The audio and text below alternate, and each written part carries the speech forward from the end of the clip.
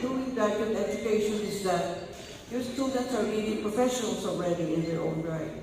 That's the reason why I thank you, Tang, because those 3 courses where you were enrolled in, elites in politics, geopolitics, and I think regional integration, they're really my key courses in the University of the Philippines in Diliman.